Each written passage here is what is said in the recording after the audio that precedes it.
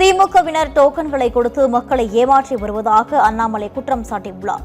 திருநெல்வேலி மாவட்டம் ராதாபுரம் சட்டமன்ற தொகுதி பாஜக வேட்பாளர் பாலகிருஷ்ணனை ஆதரித்து அண்ணாமலை பிரச்சாரத்தில் ஈடுபட்டார். அப்போது பேசிய அவர், திமுகவினர் மக்கள் பணத்தை கொள்ளையடித்து மீண்டும் மக்களுக்கே பிச்சையாக போடுவதாக விமர்சித்தார். அதுல 24 குவாரிக்கு 262 கோடி ரூபாய், 262 கோடி ரூபாய் 24 குவாரிக்கு அபராதமா போட்டார்.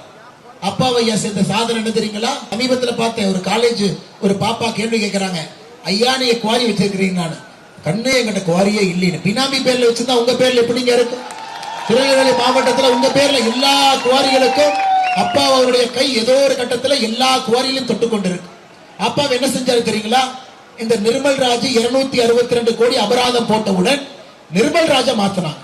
நிர்மல் ராஜை மாத்தி அடுத்து ஜெயகாந்தன் IAS என்கின்ற அதிகாரியை கொண்டு வந்து 262 கோடிய 13 கோடியா குறைச்சாங்க. இந்த அநியாயத்தை பார்த்திருக்கீங்களா ஐயா?